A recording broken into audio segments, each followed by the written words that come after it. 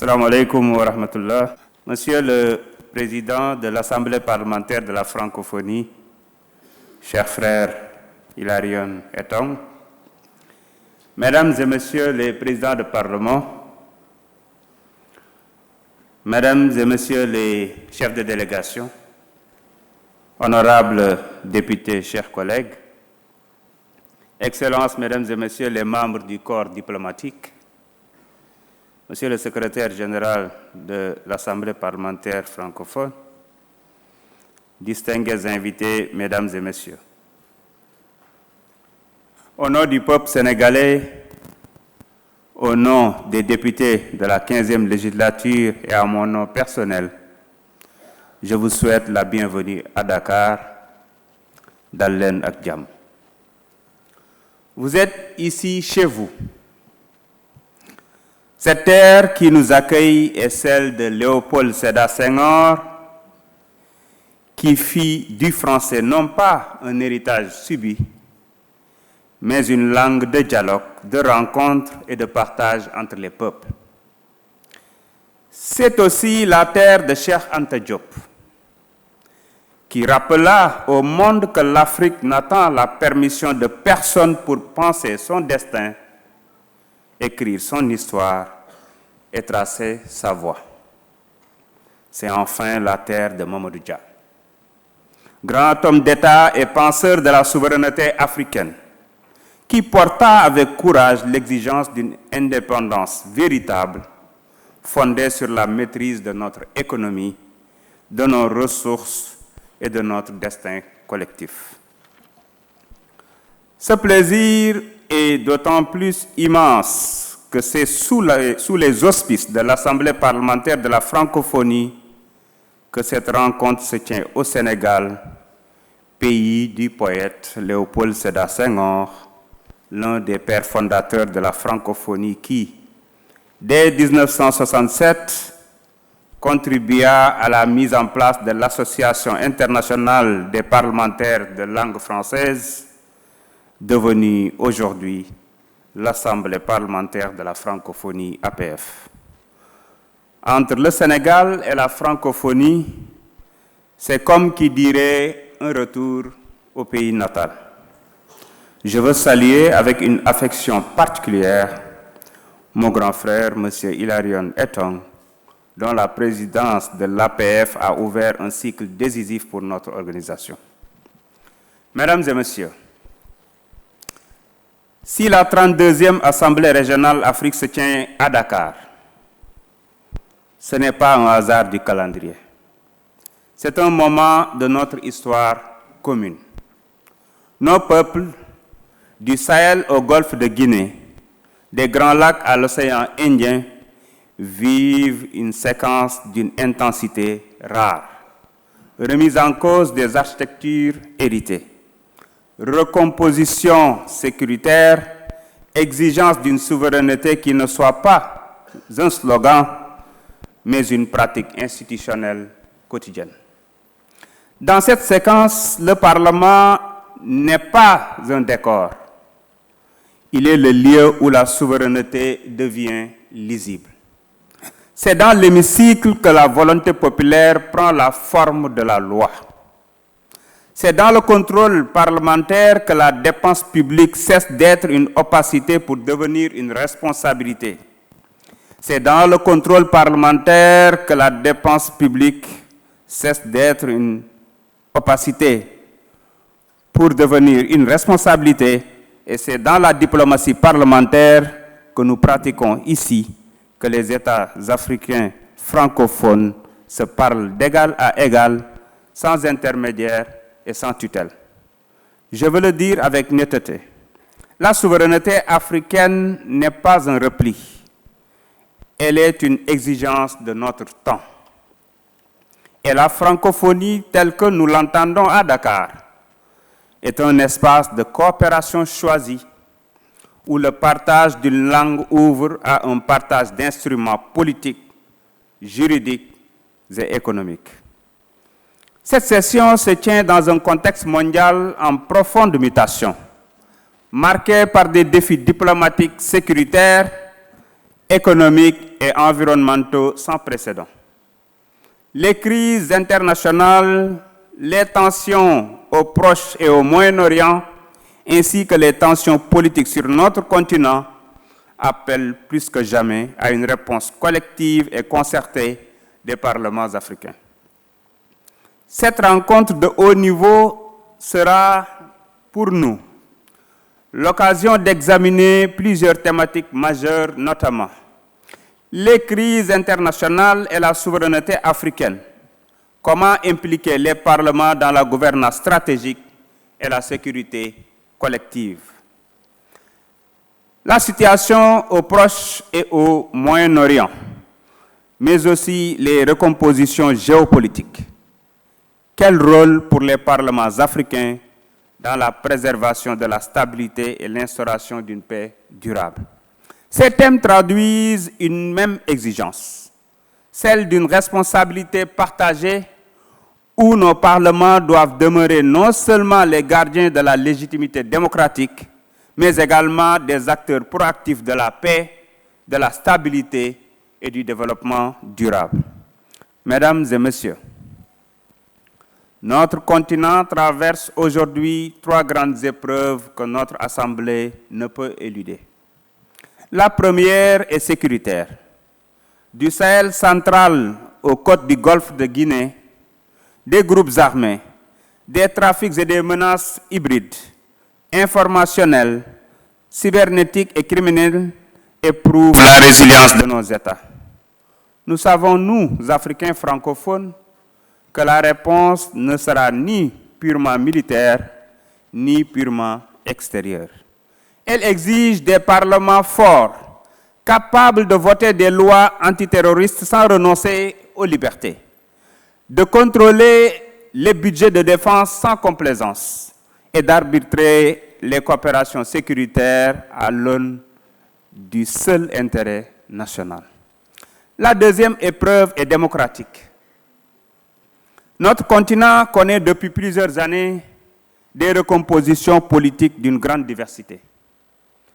Elles traduisent, chacune à leur manière, des aspirations profondes de nos peuples à la justice, à la dignité et à la souveraineté. Il ne nous appartient pas, dans cette enceinte, de juger les trajectoires nationales. Il nous appartient, en revanche, de partager une conviction simple. La représentation parlementaire, sous toutes les formes qu'elle peut prendre selon les contextes, demeure un instrument irremplaçable du lien entre les gouvernants et les gouvernés. Renforcer nos parlements dans leur capacité à légiférer et de contrôler, c'est renforcer la souveraineté même de nos États. La troisième épreuve est celle de la justice économique.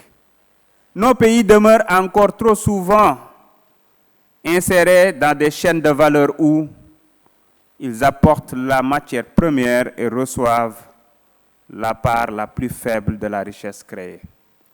La transition énergétique mondiale, les nouvelles routes des minerais critiques, la redéfinition des architectures financières internationales, autant de chantiers où l'Afrique francophone doit cesser d'être un sujet pour devenir un acteur.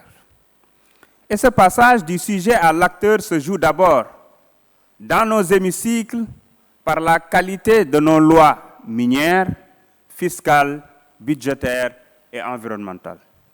Mesdames et messieurs, le Sénégal aborde cette assemblée avec une conscience claire de sa propre trajectoire. Depuis mars 2024, notre pays vit une alternance politique d'une ampleur historique. Sous la présidence de son Excellence Bassirou Diomaye Diakhar Faye et avec le gouvernement dirigé par le Premier ministre Ousmane Sonko. Cette alternance s'est opérée par les urnes, dans le respect de la Constitution et de la volonté populaire, et a donné naissance à une nouvelle majorité parlementaire dont j'ai l'honneur de présider l'Assemblée nationale. Nous ne prétendons donner aucune leçon. Nous voulons simplement apporter un témoignage. Il est possible, en Afrique francophone, de conduire des ruptures politiques profondes dans le cadre du droit. Il est possible de débattre vivement, de légiférer ambitieusement et de respecter rigoureusement les équilibres institutionnels, y compris lorsque ces équilibres imposent au Parlement, comme cela vient d'être le cas chez nous, de procéder à une seconde délibération sur un texte pourtant déjà adopté. C'est cela, la majorité républicaine, non pas l'absence de désaccord, mais la civilité du désaccord. Chers collègues, pendant 3 jours, nous allons travailler. Nous examinerons les rapports de nos commissions, débattrons des coopérations interparlementaires et préparerons les positions de notre région pour la session plénière de l'APF à Yaoundé. Je souhaite que nos travaux soient guidés par 3 exigences. D'abord, l'exigence de franchise. Nous nous connaissons suffisamment entre parlements africains francophones pour ne plus nous payer de mots. Échangeons sans détour sur les défis qui éprouvent nos institutions. Consolidation de l'état de droit, place de l'opposition dans le débat public, qualité du dialogue entre les pouvoirs, mais aussi ingérence extérieure, double standard et architecture financière inéquitable qui pèsent sur nos trajectoires. La franchise entre pairs est la première forme du respect. Elle est aussi la condition d'une parole africaine crédible et audible dans les enceintes internationales. Ensuite, l'exigence d'opérationnalité. Une assemblée régionale qui se contente de motions est une assemblée qui s'épuise. Je souhaite que nos travaux émergent des engagements, concrets.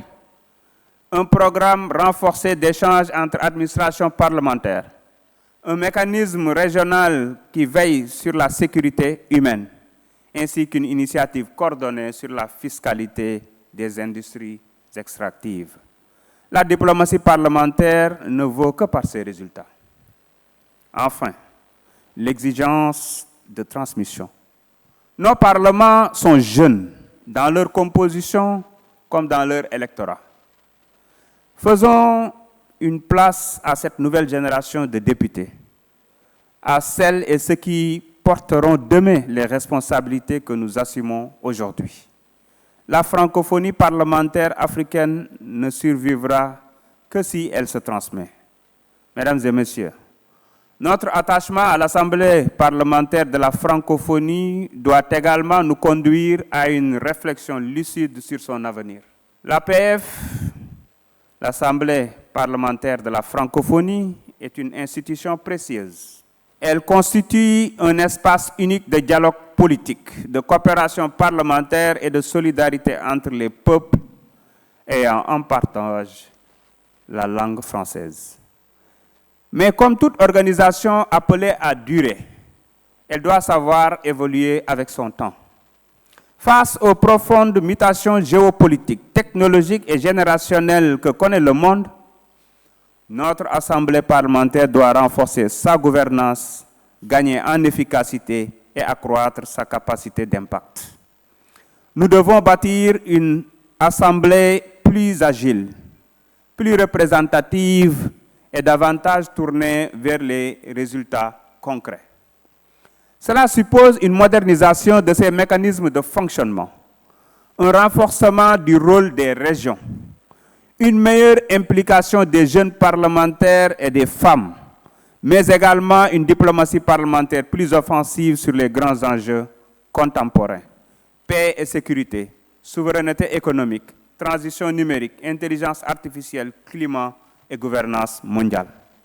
Nous devons aussi faire de l'APF une organisation plus attractive pour les nouvelles générations politiques africaines, en démontrant que la francophonie parlementaire n'est pas un héritage figé, mais un instrument d'influence, de solidarité et de transformation.